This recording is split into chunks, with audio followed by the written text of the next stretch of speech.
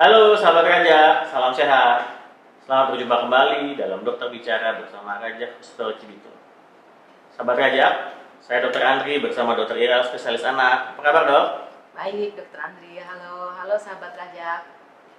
Tema kali ini dalam Dokter Bicara kita akan membahas tentang ASI dan ibu menyusui. Yang seperti yang kita ketahui, ASI itu adalah makanan yang paling baik buat bayi. Apa sih dok manfaat ASI? Apa bisa digantikan dengan susu formula dok? Oke, terima kasih pertanyaannya, Dokter Andri. Pertanyaan itu sering kita dapati ya. Jadi, kalau ASI sebagai makanan terbaik buat bayi itu betul. Bahkan saya bisa menyampaikan bahwa justru ASI tidak tergantikan oleh yang lainnya. Kenapa? Ada 5 manfaat besar dari ASI. Yang pertama, komposisi ASI bisa berubah-berubah dan sangat sesuai dengan kebutuhan bayi. Maka kita kenal ada istilah ASI prematur, kemudian ada istilah kolostrum yang komposisinya akan berbeda-beda sesuai dengan kebutuhan bayi. Untuk kolostrum contohnya, komposisi dari protein dia akan lebih banyak dibandingkan dengan kalori, karena pada saat awal kelahiran bayi, kolostrum ini diperlukan sebagai bahan baku untuk pembentukan pertahanan tubuh bayi. Kemudian pada ASI prematur juga didapatkan kalori yang lebih tinggi dibandingkan dengan ASI matur, di mana ASI pada bayi prematur dibutuhkan kalori dengan kadar lebih tinggi untuk menaikkan berat badan yang lebih cepat daripada bayi matur. Kemudian manfaat yang kedua, Dokter Andri, ASI ini mengandung zat protektif untuk tubuh bayi, yaitu adalah zat-zat pertahanan tubuh, misalkan seperti enzim-enzim yang fungsinya adalah untuk memperkuat sistem-sistem pertahanan tubuh yang dia akan melawan kuman-kuman yang bisa menimbulkan penyakit pada bayi. Kemudian selain itu dia mengandung zat-zat pertahanan tubuh seperti sel-sel imunitas seluler dan juga humoral yang akan didapatkan oleh bayi melalui ibu.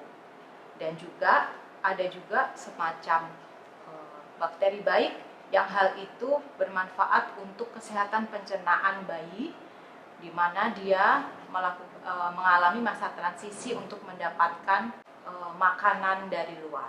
Kemudian manfaat selanjutnya adalah dengan mendapatkan ASI, bayi akan terhindar dari penyakit-penyakit yang kemungkinan dialami pada bayi yang mendapatkan makanan atau minuman melalui media lain seperti DOT.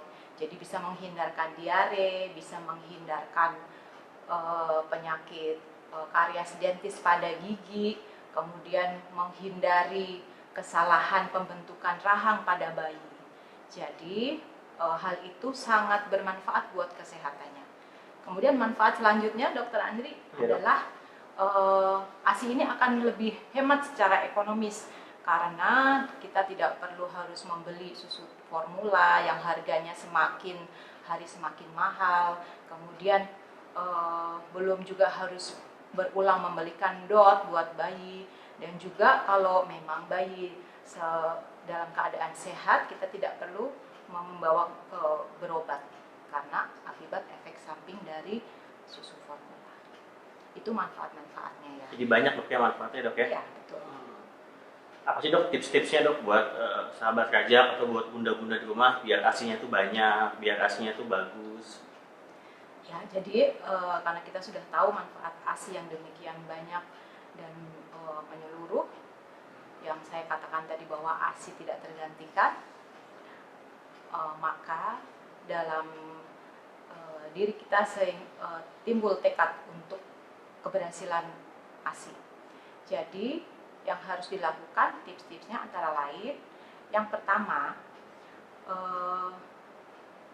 ayah bunda sebisa mungkin melakukan konseling antenatal sebelum tentang laktasi, yaitu konseling tentang ilmu tentang laktasi pada saat masih dalam kehamilan. Jadi proses ini boleh dilakukan 1-2 kali, bersama dengan suami atau anggota keluarga yang lain. Tujuannya apa? Untuk membentuk support system menyusui yang kuat. Karena bila ada timbul nanti permasalahan, ada anggota dari support system ini yang akan mengambil peran untuk keberhasilan menyusui. Kemudian yang kedua, pilihlah tempat bersalin yang pro-ASI. Di antaranya ini termasuk ada yang mendampingi untuk nanti proses menyusui, tapi jangan lupa juga rumah sakit tersebut melakukan IMD atau inisiasi menyusui dini. Kemudian setelah tindakan IMD ini, maka dilanjutkan dengan proses rawat gabung untuk bayi dan ibu. Kegunaannya apa? Jadi pada proses rawat gabung ini, ibu akan dengan mudah mengenali isyarat bayi yang sudah siap untuk menyusu, sehingga pada saat itu ibu bisa langsung menyusui bayinya tanpa harus menunggu bidan atau perawat untuk mengantarkan bayi ke ruangan ibu. Jadi apalagi untuk ibu-ibu yang pemula yang baru mempunyai anak, jadi sekalian ibu belajar untuk mengenali tanda-tanda isyarat bayi yang baru yang sudah siap menyusu. Nah, kemudian tips selanjutnya adalah bila saat itu kondisi ibu dan bayi sudah dalam posisi rawat gabung, ibu harus sesering dan sesegera mungkin untuk menyusu.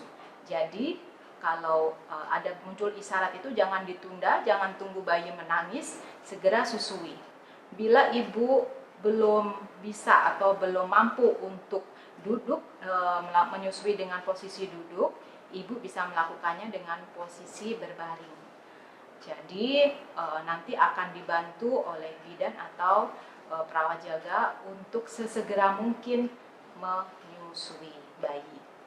Kemudian tips selanjutnya adalah tidak memberikan DOT untuk bayi yang baru lahir atau bayi yang dalam proses menyusu. Karena apa?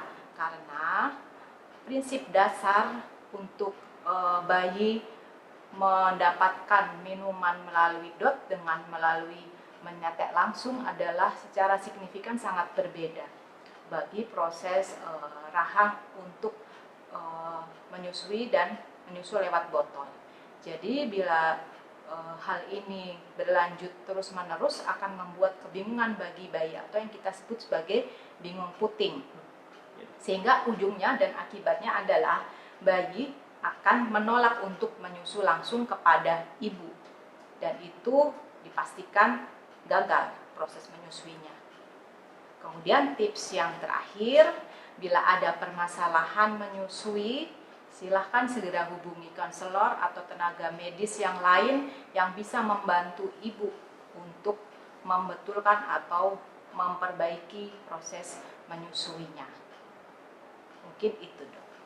Berapa lama sih, Dok, ASI itu diberikan, Dok, yang paling baik? Oke, dari WHO panduannya adalah 2 tahun ya, untuk pemberian ASI.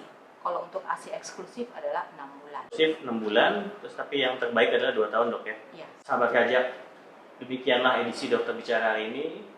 Sekali lagi, terima kasih, Dokter. Sama-sama, Dokter Andri. Sahabat Kajak, jika ingin konsultasi lebih lanjut, silakan datang ke Kajak Hospital Cibitung. Saya Dokter Andri dan Dokter Ira spesialis anak. Salam sehat.